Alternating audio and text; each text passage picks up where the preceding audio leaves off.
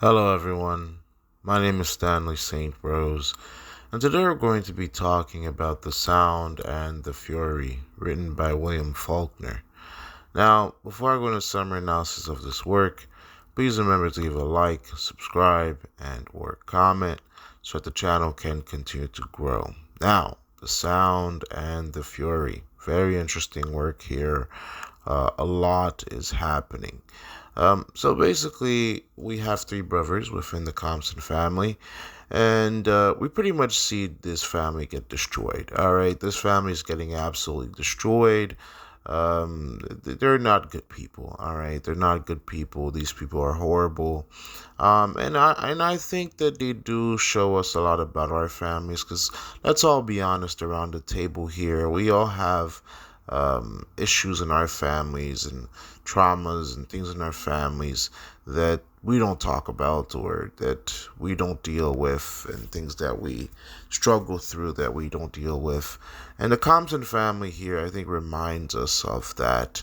While there's a lot of families that get destroyed, like the Compton family, and this is something that's common. It happens every day. Um, so let's just get into it. There are three brothers, Benji. So Benji is the youngest brother. I mean, he's in his 30s. He's young, but he's not that young. But he has mental disabilities. And let's not beat around the bush here. Let's just be direct. The mother's like Benji's a burden because he has a mental disability. Benji has a mental disability, and the mother's like, he's a burden in my life. Like, taking care of him is a burden, which is like very chilling when you think about it. Because I mean, there's a lot of parents that have kids that have disabilities, and those parents love their kids and they treat them like human beings, and they love them because it's their child, right? That's what a mother or father should do. You love your kids no matter what. But the mother's like, okay, Benji has a mental disability. I don't want to deal with it. It's a burden. It's a punishment. And so Benji he gets close to his sister, Caddy. But Caddy has her own life to worry about. Benji, he kind of gravitates towards her because everybody else has their own things going on. But at least Caddy was there somehow, some way, somehow protecting him. But she truly has her own life, her own things that's going on within this work. Um, the father is an alcoholic. He abuses alcohol. Later, he even dies because of his alcohol abuse. So right from the bat, the mother's not a great mother. She doesn't particularly see Benji as a blessing. So that's Benji. Quentin, he wants to have sex with his sister. So Quentin wants to have sex with Caddy. He wants her for himself. So he doesn't have a mental disability, but he has a mental problem. I mean, I'm not trying to be funny, but he has a mental problem. I mean, this guy is going to Harvard. He can have a bright future. He could, with a Harvard education, in the 20th century, because the setting is the 20th century. In the 20th century, a man with a Harvard education, um,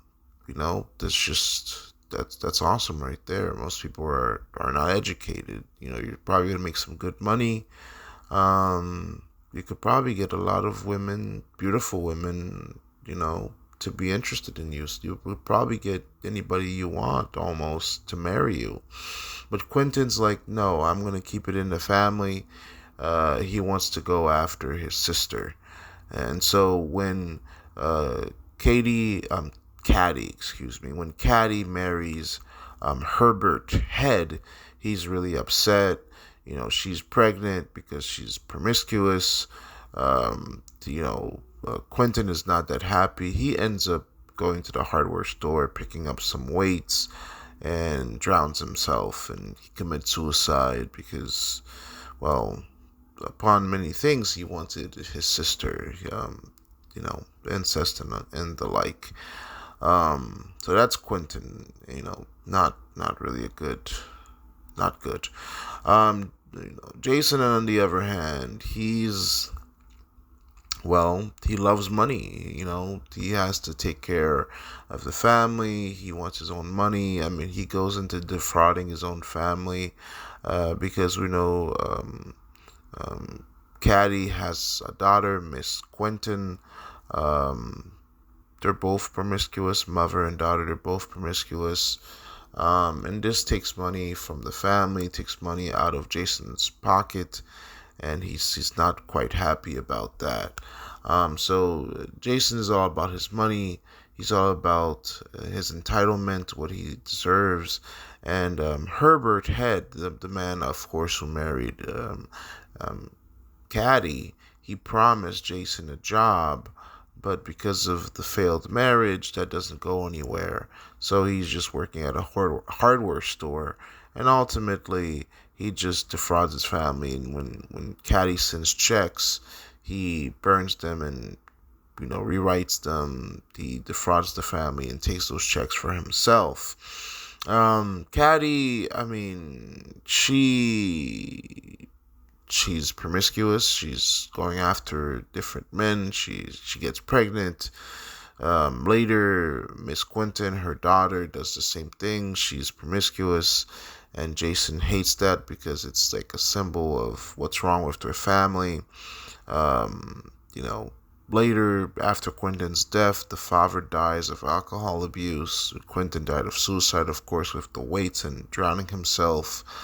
Um, and Caddy is divorced. Herbert Head divorces and abandons Caddy because, well, the child is not his, so that's not good. Benji is just trying to survive, and he misses um, Caddy. Um, Miss Quentin later she runs away because Jason is very abusive and he makes her cry and makes her feel worthless, and she's also being promiscuous like her mother. The mother, the matriarch, she's just, well, starting with her and her dislike of Benji, I mean, it can't get really that much better. They have a couple, um, servants and things like that. So the family, they were a prominent, well-known family. The Thompson family were a well-to-know family, but by the end of the work, it's really bad. You have incest, divorces, suicide, death by alcohol, a mother that's not that loving, Caddy who gets divorced after being promiscuous, and Miss Quentin who runs away, but before she runs away, she steals Jason's money, his ill-gotten gain money. Well, I guess Miss Quentin is entitled to that money because a lot of it is like, well, remember, Jason was burning checks and taking the checks that uh, Miss Quentin's mother, Caddy, was sending. So it's kind of like her money, to tell you the truth. Um, and again, Jason's habits of defrauding people is just so bad that the police wouldn't even help him. In terms of deeper meaning and analysis, I mean, this work pretty much ends up with the family, and just pieces. Benji's alone. He doesn't really have that person to rely upon. Caddy's divorced. Quentin is dead. The father is dead. Um, Jason has lost money. Miss Quentin runs away, and yeah. Yeah, so in terms of deeper meaning analysis, I mean, this work really makes us think, or at least for me, it makes me think about families and how dysfunctional families can be. The fury, the sound, um, you know, every family, I think, has their own tone and their own things that they're going through, their own frequencies. Some families are doing well and they're loving and they take care of each other, but other families are disruptional and dark and they're devouring each other. I mean, between hatred and incest and theft and the brothers and their relationship with their sister. It's really weird. I mean, the relationship between brother and sister should just be the relationship between a brother and sister. I mean, Benji shouldn't have a dependency on Caddy. I don't think that's healthy. But I think that's because the mother didn't do a good job of loving Benji and taking care of Benji. So Benji kind of sees Caddy as like a mother figure, which is not that's not the job of a sister. Your sister's not supposed to be your mother. I know a lot of people say that sometimes or have an attachment to their sisters as their mother. But no, your sister is not your mother, even if she's older than you. She's not your mother, she's your sister. If you put your sister in the place of your mother, it creates a horrible dynamic because you're not, she didn't, you know, she's not your mother because the relationship between a mother and child, it's nurturing, it's warm, it's supposed to be that way. But when you put that on your sister, it puts your sister in a position of authority over you when that's not how it's supposed to be. You're supposed to be siblings, not mother and son. So Benji's relationship with his sister is not healthy. Quentin just wanted to have sex with his sister or keep his sister for himself, which is just there's so many layers of darkness to that. And Jason just hates it all. You know, he's like, man, my sisters are sleeping around, and my brothers are messed up because of her, and look at our family now. Look at our family name. Look at all I've lost. So it's, I mean, when you think about it, when you think our individual families, if we go around the table here in this video, you think about our individual families. I mean, there's all types of traumas and things that family members do to each other that keep them down. I mean, do we devour each other in our respective families? What's happening between your parents and your siblings? How do you guys treat each other?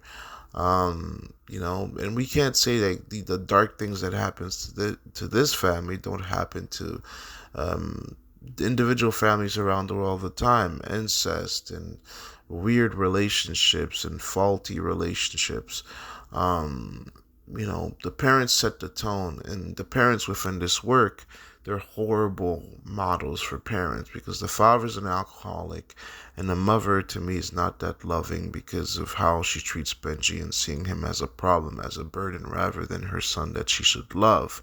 So the parents set the tone in a horrible place and the kids are all messed up because of it. And who knows, maybe Caddy goes into being promiscuous because of the lack of attention and love that she was receiving at home. And the attention that she was receiving at home was one brother that was attached to her like a dog, and another brother who wanted to have sex with her or have her to himself. And then Jason just hates her because she's doing all these things with other men, and Jason hates his lot in life, and later Miss Quentin, Caddy's daughter, and families can be quite deadly. Sometimes the only way to save yourself from your own family sometimes is to figure out a healthy way out of it and to protect yourself, because sometimes families can definitely devour each other and destroy each other. So again, very interesting book here. William Faulkner always has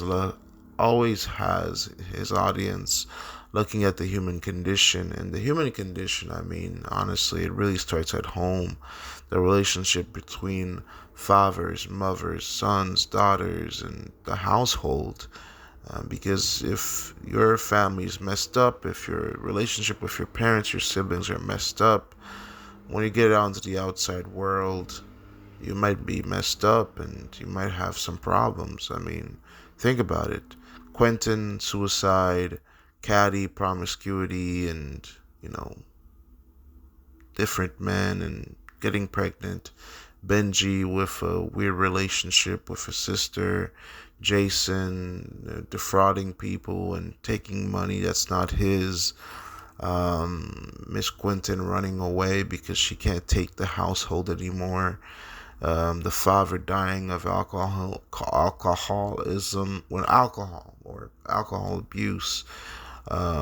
and the mother is not that loving.